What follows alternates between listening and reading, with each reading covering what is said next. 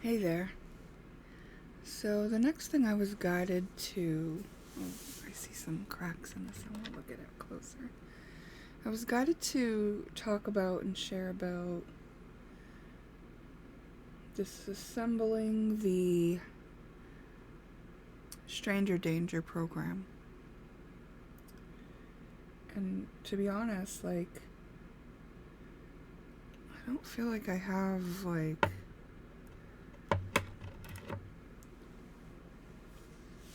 big revelations on the topic or anything. But it has come to my awareness as one of the programs running in our culture. And I can see how it was put there, and I can see how it's not helpful to us going forward. And I can also talk about some ideas that I have about what to do to let go of it within our lives. So stranger danger is just the concept that we should be wary of strangers. And I really do understand why it feels like we shouldn't let our guard down. But on the premise that we create the reality for ourselves. The reason that we are experiencing all these reasons to be fearful of others is because they're fulfilling the role of showing us that we have fear of others implanted in our operating system. That was implanted in our operating system as part of the culture that we grew up in, many of us, at least around my age. I just turned 47. And those of us who grew up probably in the United States, we were shown television programming called after school specials that highlighted all the terrible things that could happen to a child, like being kidnapped or molested or just so on and so forth. And there is an argument for these programs were designed to inform people of the risks. And while I understand that that seems like a very valuable thing to do, it actually implanted fear programming into our operating system so that we would have to then live it out. Even before after school specials, we were shown in between our cartoons on Saturday morning commercials where there were starving children in Africa, and they were depicted with flies all over their eyes.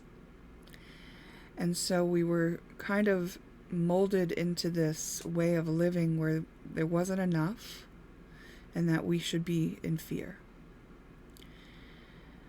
Another way is that there were missing children on the milk cartons that we would pour from in to put in our cereal for breakfast, So it was really all around us.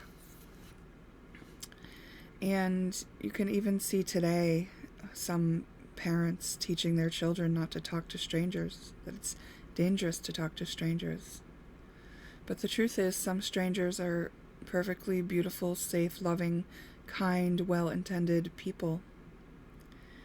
And by having a fear virus implanted in us regarding strangers, we may cut ourselves off from that, and we may only ever come in contact with those strangers who give us reason to be fearful.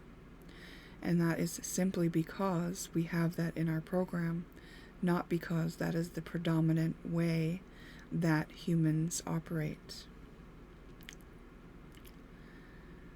So while I understand that it's not our fault that this was programmed into us, that we have a lot of evidence to show us that we should be cautious, I also understand the laws of the universe say that we are going to live out what our energy says, and so it would benefit us greatly to change that programming, to take our power back from a fear virus. Now, why would we be programmed into the feeling of lack and fear? It's simply because we're on Earth discovering ourselves in a state of duality. We understand the light when we know the dark. And without the dark, we wouldn't know what the light is, and we wouldn't know what we prefer. But it's also possible to get drowned in the dark and to forget who you are, and to not think that there's another way. So I want to highlight that there is another way. And as we change our programming, our lives change. As we let go of limiting beliefs that cause us to live in the state of lack and fear, we no longer live in the state of lack and fear. And so by knowing this, we have a choice where there wasn't one before.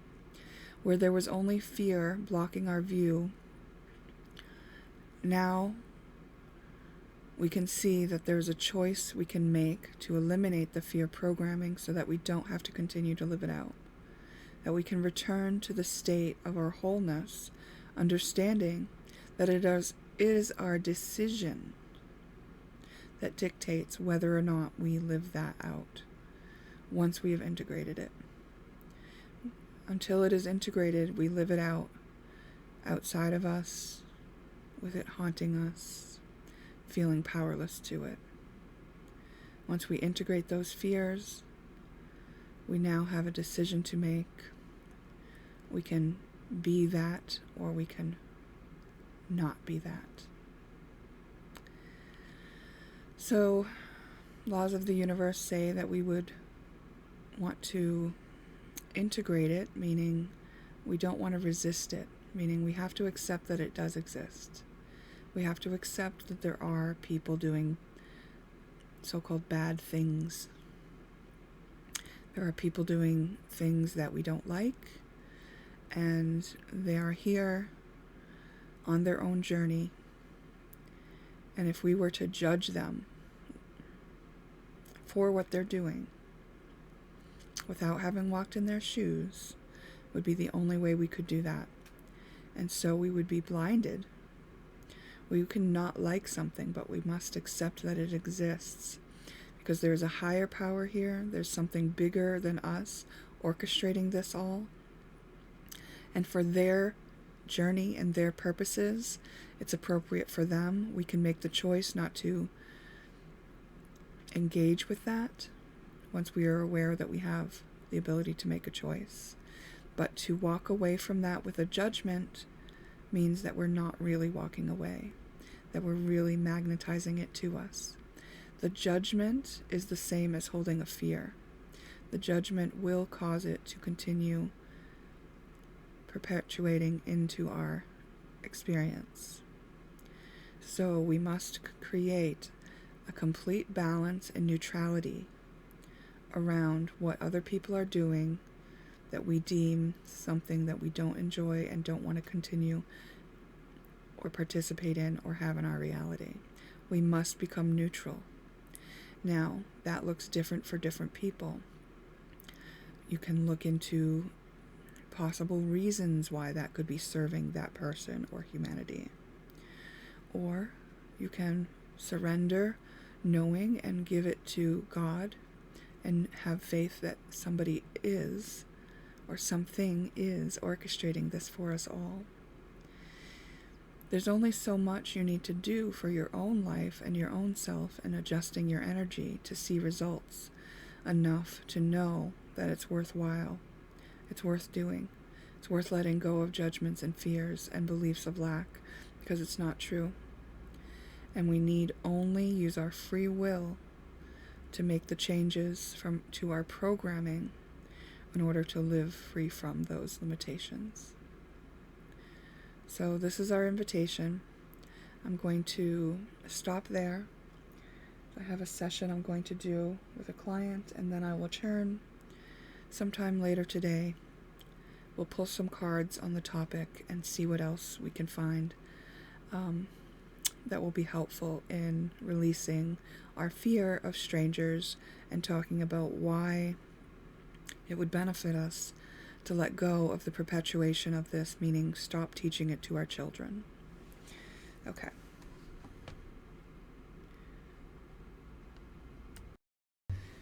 Hey, So, one thing I want to mention before I get started, in case you're wondering why my hair is stringy and looking oily, it's because it has an oil treatment in it.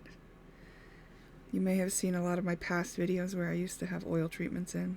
I do it often. Haven't done it in a while. Just got a haircut for my birthday, which was yesterday, and I had a wonderful birthday. And I'm ready for this new segment of my life. So, let's continue on the topic of stranger danger. So, what are the alternatives? It's like, on the one hand, you're like, by learning about these possibilities, you're getting into habits that cause you to be aware or avoid situations where you could be in danger, right?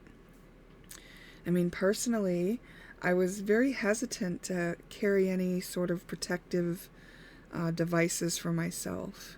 But to be honest, one time a police officer suggested that I get some pepper spray, and I did.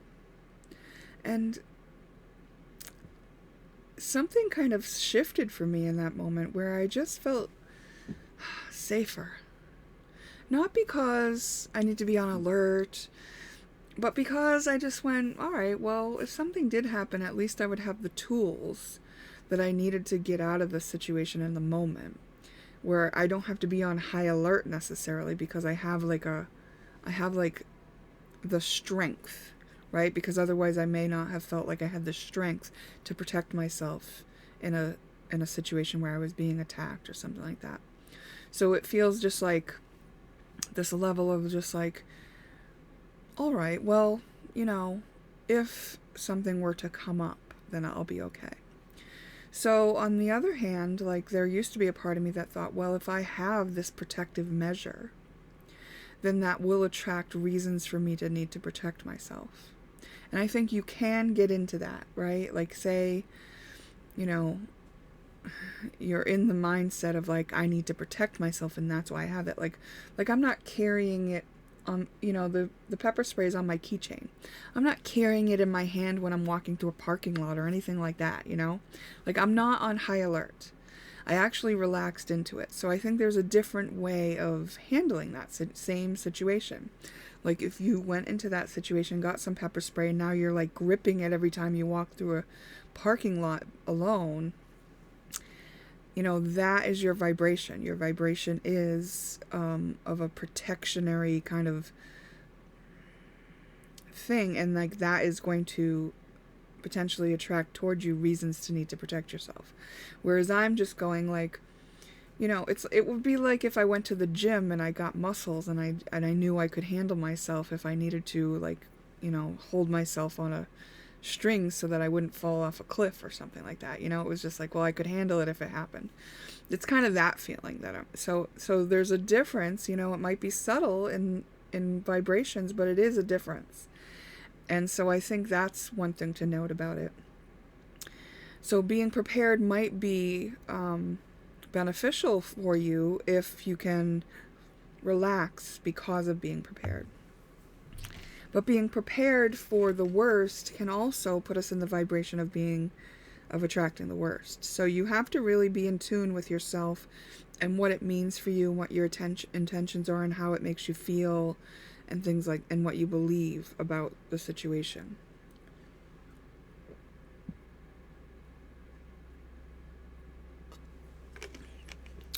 Because I had been telling myself about how if I carried protective measures, that would just attract reasons to need to protect myself.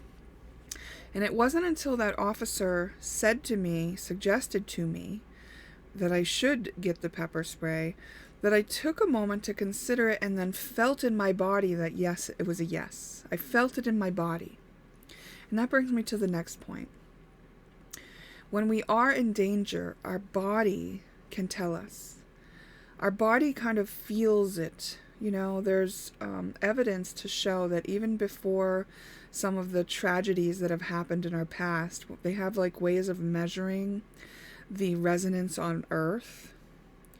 And the collective's resonance was affected before tragedies actually happened. So it was like our energetic bodies pick up on these things, right? These are subtle vibrations. Now, if we're in trauma, if we're really busy, if we're letting our minds go to the future or the past, if we are living out a program, then we're not tuned in to the moment so that we can actually feel and discern and interpret the information that our body and our energy body is picking up.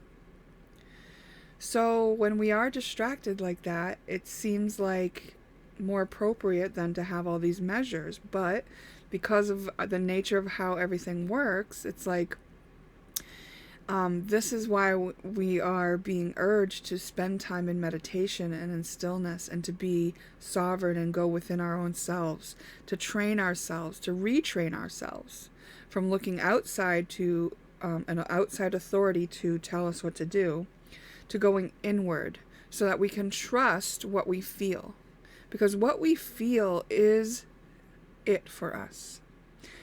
What if I feel somebody's off? You've had the gut feeling, like if I feel somebody has poor intentions towards me, I feel it. I feel lies.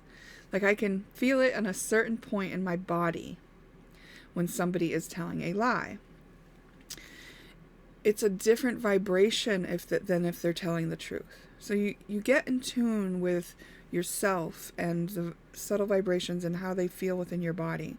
And you do this by using it, by experimenting, by being present, by letting yourself learn your own navigation system. And by doing this, I propose that we can actually navigate any difficult or threatening situations in the moment. Right before it happens, we'll know. Something will alert us to it. I don't know if you're a mother, and this probably can happen to anybody, but as a mother, one of the things that I first noticed about my ability to tune into subtle vibrations was I really have this connection with my children, and I know when I need to call them. And we don't have a real close relationship, to be honest. So that's why it stood out to me, because there were times where I would just call and they would be like, yeah, like I really kind of needed you to call me right then. And it would just be like, okay. Or, I would just feel alerted to something and then reach out and then come to find out they're going through something in that moment. So I know that there's this way to feel into this energy, and it's not just with our loved ones and our children, but like strangers as well, because we are all connected. It's just that you might be more tuned in to those that are closest to you, those that matter to you. It's like when you buy a certain model of car and then you see that model of car everywhere. It's because our human brain works in such a way that we will tune into what we have in our sphere, what we're focused on becomes amplified in our reality. So that's why it might be easier to feel these things with our family members, but it's capable of happening with the community at large. Okay? And, some of these are very subtle. We know that there are people who have perpetuated harmful acts in very sneaky ways. And so you might be worried that you won't pick up on it. So I would say that you can pick up on it. If I can pick up on it, I know you can pick up on it, but you have to train yourself to do it. Get in a mode of testing your intuition. Do something that lets you tune into how you feel and your perception of something. Practice by asking strangers to tell you a lie and a truth, and choose which is which. Just like do whatever you can to enrich your experience enough so that you know yourself. You know your strengths, you know your weaknesses, and you know what's important to you. Those things out of the way, those things defined for yourself, are going to make it a lot easier to navigate within the present moment in order to discern anything that needs to maybe be put to an end or avoided or prepared for. You know, prepared for is a great one, right? Because like there's been so many times in my life I can remember where I'm like getting ready to go out on an outing or visit someone or attend something, and there'll be just like this moment where it's like, well, take this with you. Like, you know, in my mind, like I have a knowing, like I need to take this with me. And so in the beginning, I wouldn't honor those things. I would just be like, that's ridiculous. Why would I need that? But then I started listening, because what I realized was when I didn't take it with me, it was like someone else needed that. I don't care if it was like a thumbtack. It's like they need a thumbtack. If I had just brought the thumbtack that for some reason I thought that would be ridiculous, I don't need to bring a thumbtack to this. It's like, no, actually, my intuition was telling me something, and it happened so that I would take notice that those are important prompts. And so now I know what those prompts feel like, and now when I have a prompt, I listen. I listen because I might not know why. I might not know when, but I know that there's a reason that my body is telling me I need to have that with me. And that's because my body is helping me prepare for something that I'm going to experience that will be more pleasant if I am prepared for it. So by tuning into our bodies as our navigation systems, we can actually go through life in a way where we're not on alert for fearful things to happen. We're not like perpetuating it out through our fear. Like our fear virus sends it out like an antenna, and it will attract anybody who needs to have that experience of being a criminal or being an attacker or being, you know, because sometimes we learn through being that, you know, like a lot of the things that I don't do anymore, like gossip, throw things, break things of my own. You know, the reason I don't do them is because I did them. And then I learned about what it was like to do them, how I felt, the consequences of, you know. And then because I didn't like how that felt in my navigation system, I decided not to do them. So I give others the grace of that as well. I understand that when someone else is doing something that might not be really like helpful or beneficial or harm or good for others or themselves, that maybe that's an experience they're having so that they may learn from it. Even if they've done it 25 times and I've witnessed them do it that many times, it's not my business, it's not my job, and it's not my experience to have. And it's no like I would never pick up a judgment that it's taking them too long or they need to do better. I mean, maybe in the past I would have, but I wouldn't now, because now I know that picking up one of those judgments is heavy stuff that I have to carry, and that I will continuously be shown that in my reality if I pick that up as a judgment. And eventually on some of those things I was shown why it was pointless to have a judgment, because there was a reason that was serving them. You know, maybe they needed that experience. Maybe they're going to come up with the solution for people who are suffering in the same way they are, and that they needed to have that experience over and over and over again so they could see it from every subtle angle. They could try a lot of different things that would or would not work, and so when they found something that works, they knew why it worked because they knew what didn't work. You know, like I learned over the course of time and experience that it just isn't my business what somebody else's journey is, unless they come to me and involve me and ask me for help, you know, then by all means I can engage if it's appropriate for me to do so. If they come to me with something that's not something I want to be part of, it's up to me to discern that through how it feels in my body and make the appropriate decisions on how I will navigate that, which might be taking space, right? Which might be declining an offer, which might be making a choice, which might mean in a moment that I have to put a pepper spray up if somebody is attacking me, right? But that would be all in a moment, right? Like I would absolutely not go to pepper spray first, right? If somebody, it was even being awkward or weird or intimidating towards me, because I've learned a lot of other things that work, you know, before I ever got pepper spray. So, for me, I think pepper spray will be a last resort, but, you know, I've never had a reason to use it. Maybe I'll never have a reason to use it. So, we can't know always what's up ahead, right? We are stepping into the unknown as a matter of our learning and growth as human beings. We don't want to stay in the same cycles, the same comfort zones, repeating the same things over and over and over again, because it's all been done. And that is not what we're here for. We're conscious creators here on earth to expand our awareness and expand our creation. And, maybe that means some of us are going to be repeating some of the things that have already happened. Maybe they need that for a certain reason. Maybe they are looking for a different branch to go out on from that place that hasn't been done yet, So I'm not going to, say that they're wrong if they are repeating the same thing over and over again. I'm just going to pay attention to what I know for me, which is that, expansion, growth, and the freedom to do so is what gets me up in the morning, is what I like doing, is what I feel like is the best part of being a human.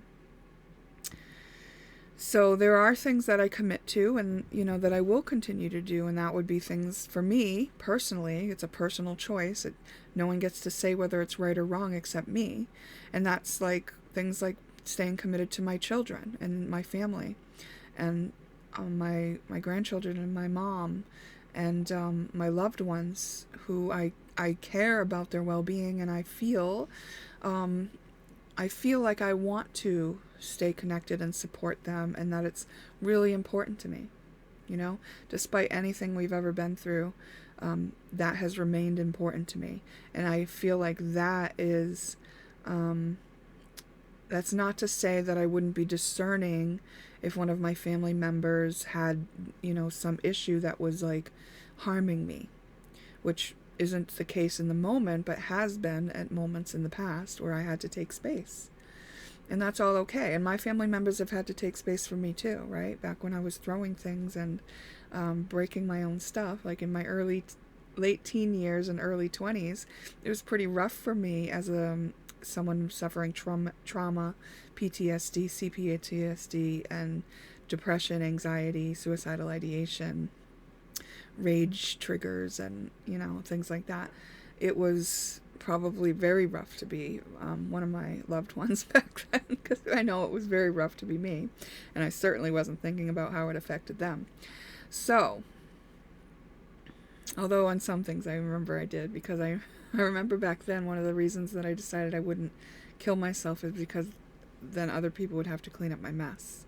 So very interesting, the things that the stories we tell ourselves to get ourselves through. But so glad that I got through and that I did all this work to love all the parts of myself that hadn't been loved yet. And that's all those traumatized parts, those angry parts, those scared parts, those confused parts, those parts that felt angry, those have all been loved by me. That's why I get to be how I am and who I am now, because I became whole. I integrated all those scared parts.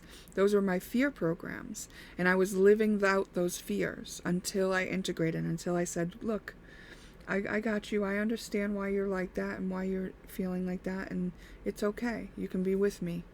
I love you. I accept you. And I will give you my presence, and I look at and be with those feelings and understand myself. That's all it took. But I did it for a long, long time. Time is working in such a way that we are able to process information a lot faster than I was for the majority of my journey. So I think it can happen a lot quicker for people now. And also a lot of things can be just let go of without processing through, because like I said, it's all been done. So, you get to tune into yourself and know what's important for you.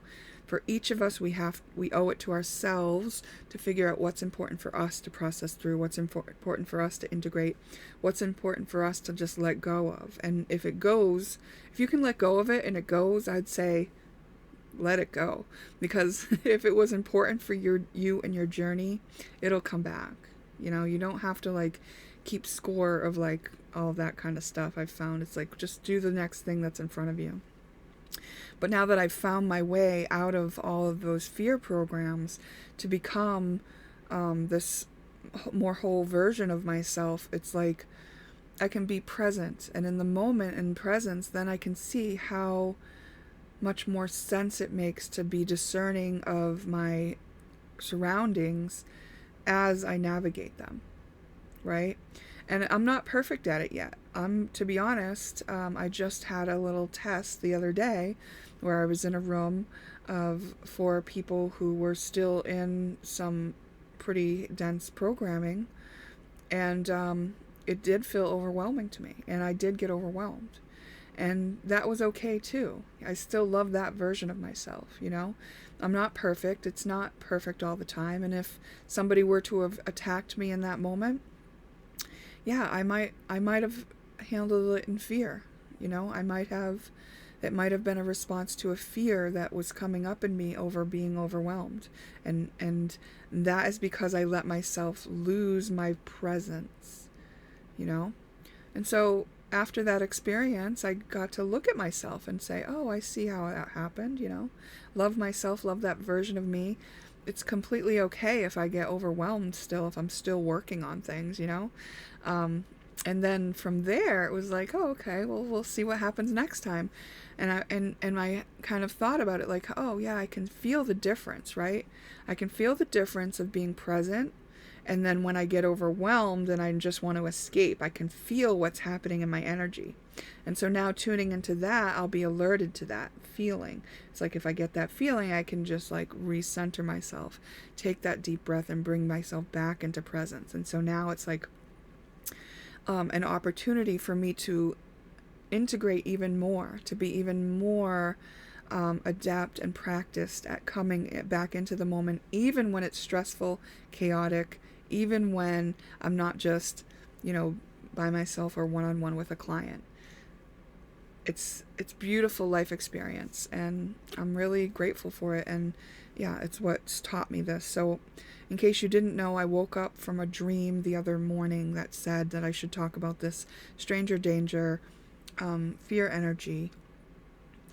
And that's why I'm kind of having this talk, because I didn't really feel like this was like my area of expertise, but I can see now that we've talked about it a bit, or I've talked about it a bit, that it touches on a lot of things that are very kind of helpful to keep into perspective if you were navigating kind of Earth in terms of energy and freedom and making your decisions through free will and integrating any shadows. So I think I'm going to close it out there. I want to thank anybody who took the time to watch. Please feel free to comment or ask questions or interact with this video in any way that you deem appropriate. I appreciate you being here, and perhaps I'll see you in a future one. Bye.